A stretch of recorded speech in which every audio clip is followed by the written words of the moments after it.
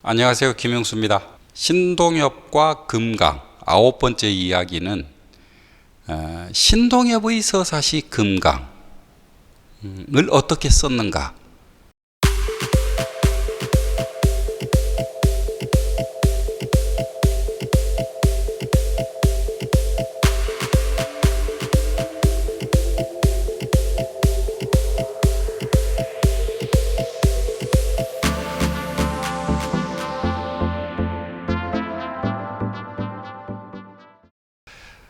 신동엽과 금강 이야기하면서 그래 역시 이제 제일 중요한 건 사실은 신동엽 생가, 신동엽 길, 신동엽 문학관 이제 그런 거겠죠.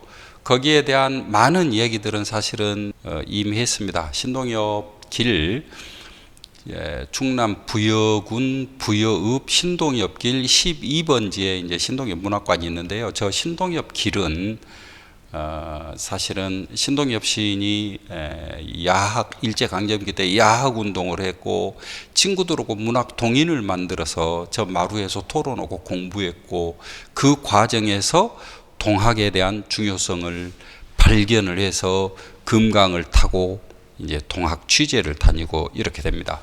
그 이제 사실은 그 서사시 금강도 저 마루에서 지어진 이름이에요. 기록에 보면 신동엽 시인이 맨 처음에 생각했던 제목은 하늘을 보아라였어요. 하늘을 보아라를 친구들이 문제 제기를 해서 제목을 그 서사시 금강으로 이렇게 이제 바꿉니다. 그거를 이제 오늘 저는 이제 어떤 과정을 거쳐서 썼는가를 가지고 설명을 드리겠습니다. 지금 있는 자료는 신동엽과 동학이라고 하는 전시회 자료인데요. 원래 이 전시회는 세 토막으로 구성되어 있어요. 한 토막은 동학이 어떤 과정을 거쳤는가, 이게 동학서사예요. 이 제2전시관 오른쪽 벽을 사용해서 전시를 했었고요. 또 한 토막은 신동엽이 어떤 과정을 거쳐서 취재를 했는가, 이게 이제 신동엽의 취재 과정이에요. 그건 또 제2전시관 왼쪽 벽에다가 전시를 했었고, 제3부는 꿈속에서도 동학을 생각했다. 그러니까 신동엽 시인이 동학을 생각하면서 구상해서 이제 서사시 금강을 써가는 과정인데, 그거는 지금 자료가 현재 지금 벽에 그대로 철거가 되지 않고 붙어 있어서 그걸 가지고 설명을 드릴까 합니다. 꿈속에서도 동학을 생각했다. 지금 이 글씨들이 지금 제가 지금 써놓은 문구들이에요. 지금 자료는 신동엽이 저기를 보면은 재밌어요. 지금 노트가 펼쳐져 있잖아요. 저 노트 펼쳐져서 한쪽에 이게 맨 뒷페이지에 신동엽 시인이 명성여고 교사일 때예요. 야간 국어 선생님이어서 이때 명성여고는 지금 동대부여고입니다. 학교가. 거기에 수업 시간표예요. 1, 2, 3, 4, 5, 6교시. 6교시는 수업이 없어요. 5교시까지만 있었어요. 월, 화, 수, 목, 금, 토에서 월요일 날 첫 교시는 1학년 2반 수업이 있어요. 수요일 날 첫 교시는 중학교 2학년 수업이 있어요. 금요일 날 첫 교시는 또 1학년 2반, 토요일 날 첫 교시는 2학년 2반. 저런 식으로 지금 시간표가 쭉 짜져 있습니다. 저렇게 짜져 있는데 저렇게 시간표를 적다가 거기 이제 노트 한쪽에는 학생 이름도 적어 있어요. 최근실 18번인데 아마도 그 시험 점수를 90점 맞은 것이 아닌가 싶어요. 2학년 1반 송인영은 30번인데 79점을 맞은 것 같아요. 이렇게 적다가 왼쪽 페이지에다가 문득 떠오른 거예요. 창의문이 떠오른 거예요. 전봉준, 녹두장군 전봉준이 쓴 창의문이 머릿속에 퍼뜩 떠올라서 이거는 대승적이고 대국적이다라고 판단이 든 거예요. 그래서 창의문, 대승적, 대국적 저렇게 지금 한자로 써놨습니다. 이쪽 봐보면은 동학, 그 다음에 지금 그러니까 그 시대의 분위기를 지금 파악하고 있는 거예요. 동학이 있었고 개화운동이 있었고 진보회가 있었고 3.1운동이 있었고 4.19가 있었어요. 이 과정을 보면서 뭐라고 써놨냐면은 전봉준의 개인 혹은 주위 환경이 아니다. 시대성이다. 이거는 라고 이제 메모를 해놓고 있습니다. 여기 보면은 이용구에 대한 설명이 나와 있어요. 가로 명치 27년. 이렇게 지금 이용구는 동학의 아주 중요한 활동가였어요. 그런데 배신을 했어요. 그래서 아마 일본에게 굉장히 많은 정보를 제공했겠죠. 나중에 동학난이라고 하는 책을 일본어로 씁니다. 아마 그 책을 신동엽 시인이 구해서 읽겠다고 메모에 그 책이 적혀 있었어요. 그런데 옛날에는 지금과 달리 지금 인터넷 치면 다 나오는데 그 다음에 많은 연구가 이루어져서 책들이 나와 있는데 이때는 자료, 정보 이거 구하는 것 자체가 어려워요. 그래서 보면은 이런 것이 아주 재밌어요. 전봉준 공주 싸움에서 부상을 입어서 순창에서 한군에게 피체됩니다. 지금 이걸 메모를 해놨어요. 이쪽에는 어떤 메모가 되어 있냐면은 최수훈 그러니까 지금 최재우가 가로에 놓고 경상도 이렇게 써 있어요. 저것도 아주 재미있습니다. 최재우 선생이 전라도 사람이 아니고 경상도 경주 사람이에요. 우리나라 동학의 발원지가 그러니까 최재우니까 경상도 경주인 거예요.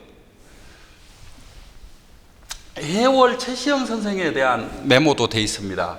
전봉준보다 3년 후 6월에 강원도에서 피체돼요. 그래가지고 교수형 당했어요. 지금 그 메모입니다. 이건 이제 제가 써놓은 건데 수많은 공부가 필요했다. 이용구의 책을 읽었으며 전봉준에 대한 이야기가 수집되었다. 이렇게 지금 이런 과정을 거칩니다. 이런 과정을 거치면서 이런 거 아주 재밌어요. 제가 이게 디자인상으로 이 크기가 똑같은데 이게 지금 그냥 명암이에요. 저거는 노트 크기고 요건 그냥 명암 앞면이에요. 지금 무슨 소장, 종로구 수도사업소 소장 고명한 명암인데 명암 앞면에 우선 급하니까 떠오르면은 메모를 한 거죠. 이렇게 메모를 한 거예요. 이거는 명암 뒷면이에요. 명암 뒷면에다가도 급하니까 막 메모를 합니다. 또 다른 명암 뒷면에다 메모를 해요. 순교자, 그 다음에 오락자, 촉수, 이제 그 인간의 유형에 대해서. 이런 표현 보면 재밌어요. 늘 있는 것은 존재하지 않는 것이다. 햇빛은 금세 없어진다. 지나가는 것이니까 귀하다. 지나가는 것이니까 햇빛이다. 늘 있으면 햇빛이 아니다. 부존재다. 존재하지 않는 것이다. 지금 제가 해석한 말을 넣어볼게요. 무엇보다도 중요한 것은 서사적 화자의 눈빛을 찾아내는 일이에요. 영성적 높이에 이른 사유가 떠오르면 방금 전에 받은 명암 앞뒷면에라도 우선 옮겨 적었다. 옮겨 적어서 고민해서 이것들이 나중에 육화되어서 서사시 금강으로 나오는 거예요. 저기 한번 봐볼게요. 저거 재밌어요. 전설, 백중, 지금 전설, 정월, 보름, 백중 이런 것들에 대한 전설 메모해 놨거든요. 제가 지금 오른쪽 메모에는 멍석말이, 불효, 쑥 상처에 찧어 붙인다. 옹기구이는 총솔가지로 굽는다. 소는 광군에 몰려갔다. 돼지 불알은 사금파리로 깐다. 지금 저런 건데 저게 지금 전설만 쭉 적어놓은 것도 아니고 풍속만 쭉 적어놓은 것도 아니에요. 뭐냐면은 저 때는 신동엽의 금강이 머릿속에 들어있는 거예요. 거기에 필요할 것 같은 것을 발견하면은 저렇게 메모를 한 거예요. 그래서 제가 설명해 놓은 말은 저겁니다. 역사 속의 장면들을 재현할 수 있는 전설, 풍속 등 디테일을 확보하는 일에 많은 시간이 소요되었다. 제가 저렇게 해석을 해보다가 깜짝 놀란 게 하나 있습니다. 제가 전에 신동엽 시에 대한 유튜브 촬영을 하다가 신동엽 시 중에 빛나는 눈동자라고 하는 시가 아주 근사해요. 꽤 깁니다. 이 시 얘기를 하다가 이게 제 마음, 제 느낌이었어요. 제가 고등학교 1학년 때 시어 침을 뱉어라에서 김수영의 사진을 보고 굉장히 이게 시인의 얼굴이야. 눈빛이 저한테 아주 강렬하더라고요. 그런데 그 이후에 제가 또 그렇게 강렬한 눈빛을 한번 본 적이 있어요. 정말로 가슴을 그냥 딱 치는데 이게 해월 최시영 선생 그 검거됐을 때 사진이에요.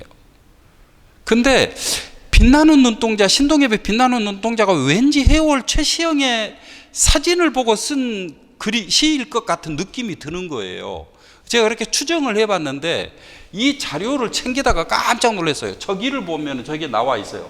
지금 저기인데 신문에서 해월 최시영의 사진을 보고 손으로 급하니까 손으로 찢어서 품고 와서 자기 노트에다 붙여놓은 거예요. 그러면은 빛나는 눈동자 해월 최시영 지금 저 모습 보고 시 쓴 게 맞죠? 그런 과정을 거쳐서 마침내 시를 씁니다. 서사시 금강에. 이게 아주 재밌어요. 저는 마침내 시를 쓴다. 첫 장면이 이랬다 이렇게 쓰고 있어요. 쓸 때 저 위는 뭐 써놓고 어디다 쓰려다가 못 썼는가 모르겠어요. 얼음은 풀리기 시작했다. 이 말을 썼는데 그건 하여튼 상관없고, 서사, 이게 서화. 신동엽 시인은 서화라고 썼어요. 시에는, 실제 시에는.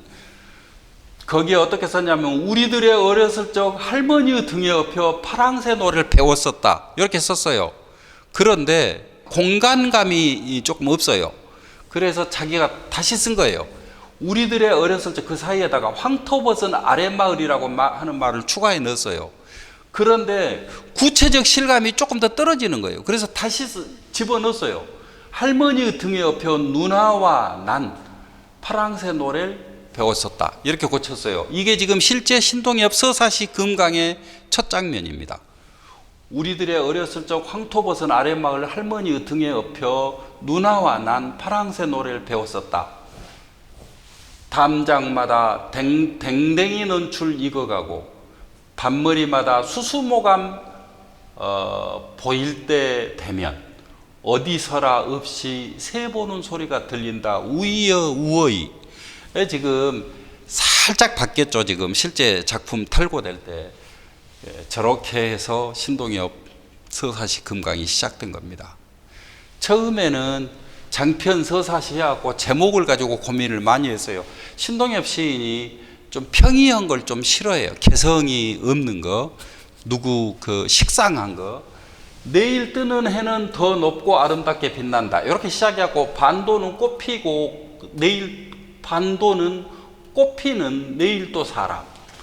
우리가 만져본 반도의 깊은 샘. 온갖 종류의 제목들을 생각을 해보다가 마침내 하늘을 보아라라고 지었어요.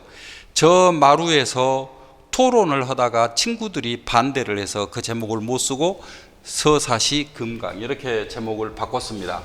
그렇게 해서 마침내 이렇게 시가 된 거예요.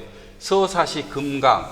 지금 이 종이가 무슨 종이냐면요, 출판사에서 편집을 해가지고 인쇄소로 넘겼을 때 인쇄소에서 받아가지고 지금 표시한 겁니다. 이게 지금 이건 인쇄소에서 한 표시예요. 이건 출판사 편집부에서 한 표시고, 지금 서사시 금강에 대한 장편 서사시 금강 딱 해가지고 지금 첫 원고가 출판에 마침내 넘어간 것이 됐습니다. 이렇게 해서 제가 생각할 때 신동엽에 의해서 금강은 자기 모습을 꽤 또렷하게 한국 문학사 안에다가 던진 것이 아닌가, 그런 생각이 듭니다. 그것 때문에 동학기행을 가는 사람, 신동엽기행을 가는 사람, 또 금강기행을 가는 사람, 이 사람들이 많이 이제 이곳을 찾고 답사오고 이렇게 하게 됐습니다. 이 서사시 금강을 써서 이제 그 동학 농민혁명 이야기가 이제 펼쳐지는 건데, 이런 부분이 이제 통사적인 어떤 그 관심, 신동엽 시인의 이런 부분이 굉장히 중요해요. 제가 이 전시회를 준비하면서 발견한 페이스북에서 발견한 문구예요. 이것이 동학농민혁명 이후 세계이다라고 저는 제목을 지금 붙여놨습니다. 부여회가 지금 제가 지도를 하나 구했는데 이 지도 제목을 어떻게 붙여놨냐면 제국의 야망을 실어 나른 철도 지도 제가 이렇게 붙여놨어요. 이 지도는 부여에 동네 삼춘수라고 하는 노래가 아주 근사한 노래꾼들이 있습니다. 동네 삼춘수의 대표적인 가수가 이상돈 선생이에요. 이상돈 선생의 아버지가 사용했던 지도래요. 근데 이 지도가 얼마나 재밌냐면은 제가 지금 페이스북에서 써놨어요. 지금 인용해놨어요. 2차 대전을 사이에 둔 1934년과 1950년에 각각 일반 중학교에서 사용된 두 개의 지도책을 비교하면 누구나 그 커다란 차이에 눈이 동그래질 것이다. 이게 지금 1934년 지도예요. 이게 1934년도에 만들어져서 이것이 그때 보니까 사쇄예요. 그래갖고 한 1940년쯤 지금 이제 인쇄되는 거예요. 이것이. 그런데 이 지도는 어떤 것을 그리고 있냐면은 대일본 제국이 최대 판도를 자랑하던 1934년도 지도책을 보면 거기에는 당연하다는 듯 조선과 대만의 상세한 지도가 일본 본토와 똑같은 축척으로 인쇄되어 있다. 지금 대동아 공영권을 주장했잖아요. 그 사람들이. 일본인들이 일본에서 손바닥 내려다보듯이 지금 아시아를 보고 있는 거예요. 그래가지고 이쪽은 대만이에요.